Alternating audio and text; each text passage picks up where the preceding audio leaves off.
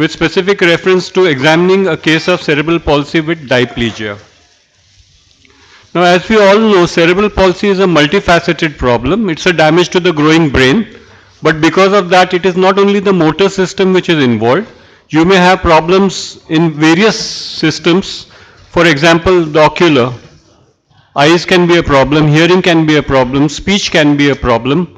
There can be a lot of cognitive problems, psychological problems. So it's a multifaceted problem, and one has to examine the whole patient.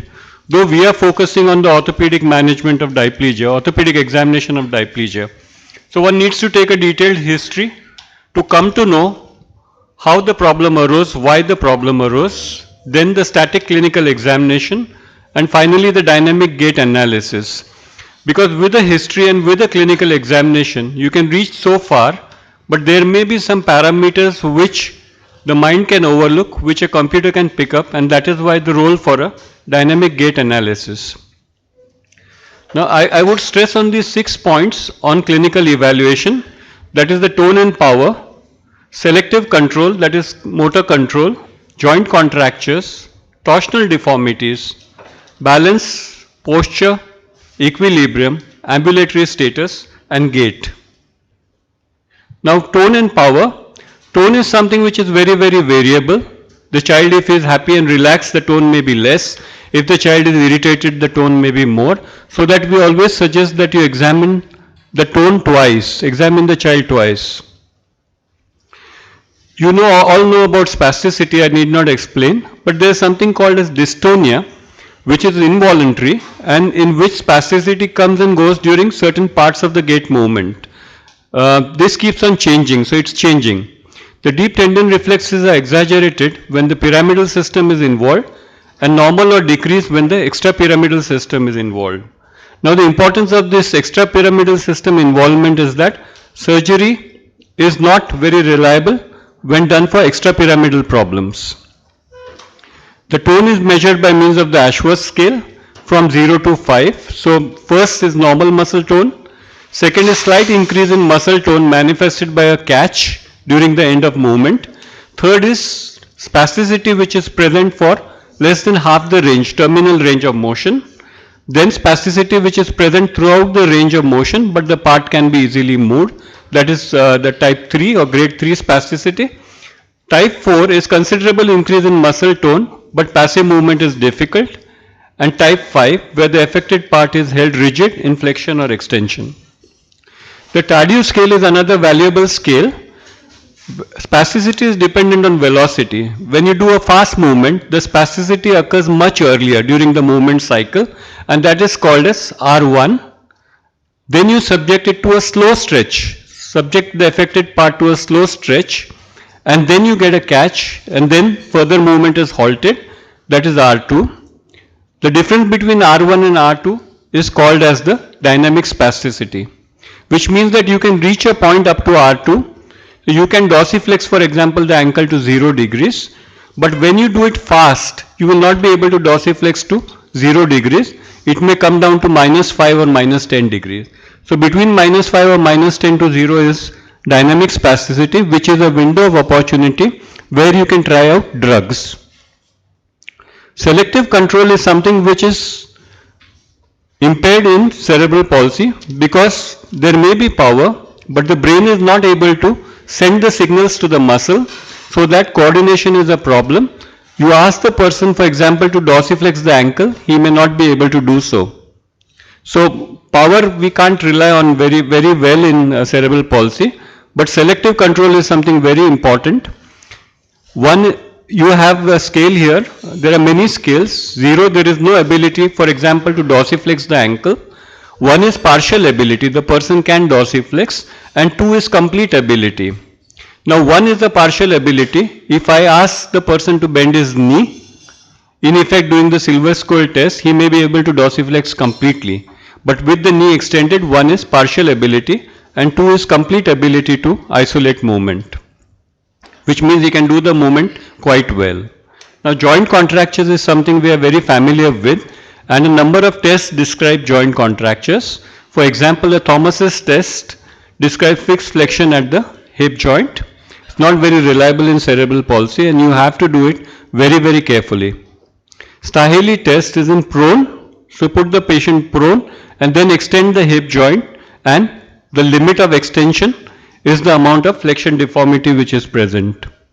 Duncan-Ellis test, press on the sacrum and then flex the knee. If the rectus is tight, the rectus will pull on the anterior inferior iliac spine, which will in turn tend to rotate and elevate the pelvis. So the pelvis gets hiked in a Duncan-Ellis test. Straight leg raising test, the opposite extremity is pressed down and then you raise the leg, take it up when the flexion just starts and then bring it back to a straight position. This is the straight leg raising test. The popliteal angle is suggestive of hamstring tightness. Also the straight leg raising, when it is impaired, is suggestive of hamstring tightness. Normal could be in the range of 50 to 60 degrees. In cerebral palsy it can be much lesser. So popliteal angle, you bend the knee to 90 degrees or even lesser, keep the hip elevated at 90 and then you extend the knee. And when you extend the knee you get a catch. Now the point at which you get a catch, that degree as compared to the vertical, it's shown on the diagram here. You compare it with the vertical and you get a catch at this point, and this is the popliteal angle.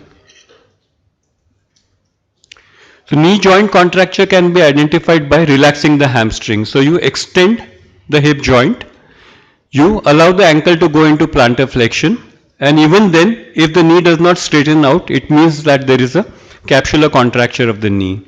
Hamstring contracture is suggested, or tightness is suggested, by a lesser straight leg raising and a popliteal angle which is lower than the normal. Now I'll come to this bilateral popliteal angle in the next slide, what is called as the hamstring shift. You'll take some time to understand this. This is the way we do a normal popliteal angle. This is the way we do what is called as a double popliteal angle, which means you flex the opposite extremity at the hip. When you do that, whatever lumbar lordosis was there is eliminated. The ischial tuberosity moves downward, the hamstring gets more relaxed, and because of that you get a higher popliteal angle.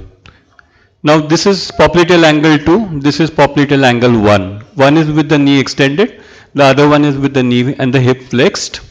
Now the difference between popliteal angle 2 and 1 shows you the extent of hamstring length which is present, which is getting lost in the lumbar lordosis. Now if it is more than 20 degrees, it means that a shift more than 20 degrees is suggestive of an excessive anterior pelvic tilt. Usually it could be because of weak abdominals, it could be because of weak hip extensors, for example. It means that the pelvis is going in lumbar lordosis, the hamstrings are not at fault. Do not lengthen the hamstrings. For example, in crouch, everyone feels that the hamstring is short and we must lengthen it. It is not so. You need to check for the hamstring shift. If the hamstring shift is more than 20 degrees, then usually it is not the hamstrings but some other area which is the cause of the problem. When you have 1 degree of pelvic lordosis, there is a 2 degree increase in knee flexion, because the pelvis actually keeps wounding round, it keeps winding. With a flexion deformity, for example, of the hip, the pelvis actually turns. When it turns, it causes the ischial tuberosity to move upward. The hamstrings are put on a stretch and you get a apparent knee flexion deformity. Phelps test is done in, this is for the adductors. So if you flex the knee and then you test whatever adductor opening is there is the true adductor opening.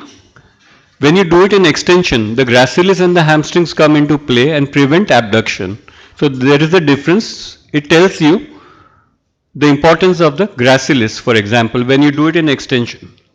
When you do it in flexion, it is only purely the adductors which are responsible for limiting the abduction range.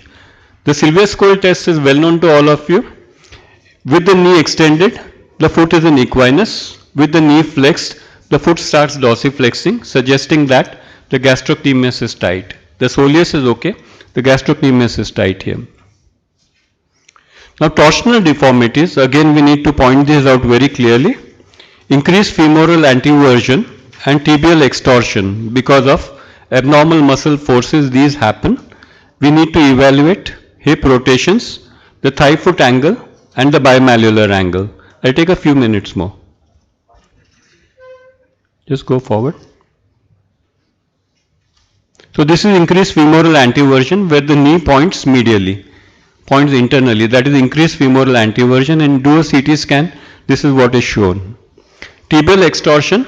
So the tibia is straight. From down, as you go out, you find that the foot is turning out. Actually, both the malleoli are turned out. This is increase of tibial external rotation or tibial extorsion. So you have different parameters by which you can make out. Hip rotation can tell you. In increased femoral anteversion, the hip internal rotation is excessive. The thigh foot axis can tell you about the alignment of the foot in relation to the thigh. We'll just come to that. But before we come to that, femoral anteversion can be calculated by this test. You keep the patient prone, put your hand on the greater trochanter, turn the extremity in and out, internal and external, and there will be a point where you find the trochanter getting very prominent. Now this is the point, for example, at which the trochanter becomes very prominent. So from here to the vertical is the degree of femoral anteversion. This is quite a reliable test to clinically gauge femoral anteversion. So this is hip rotations, increase in femoral anteversion. So for example here, you feel the trochanter. If trochanter is most prominent here, and this is the angle which is formed with the vertical, that is the angle of femoral anteversion or retroversion, internal or external. This is the thigh foot axis.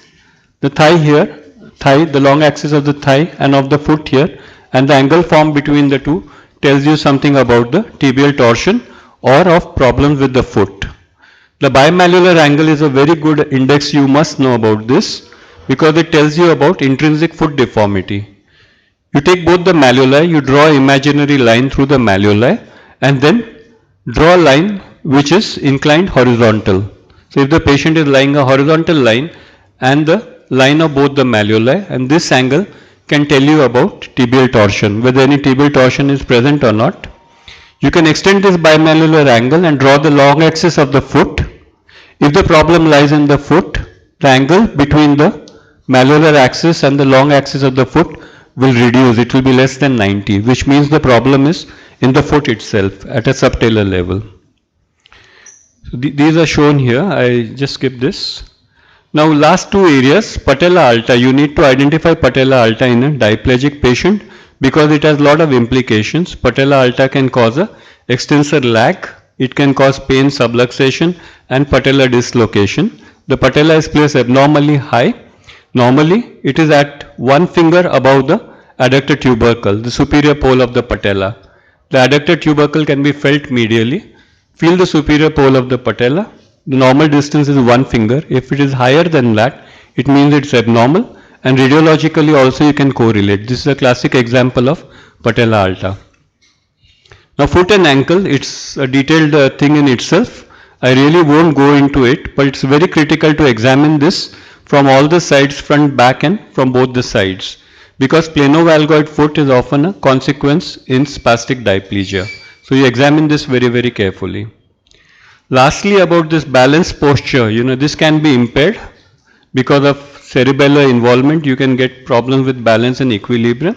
The ambulatory status, this is something all of you must know. The ambulatory status in cerebral palsy is given by the Gross Motor Functional Classification System, GMFCS. GMFCS are 5 types. GMFCS 1, where the child can walk unaided. GMFCS 2, on uneven ground the child requires some support. When he is climbing stairs he requires some support. Level 3, where he can walk a short distance unaided, but generally on uneven grounds. Of a longer distance he requires support.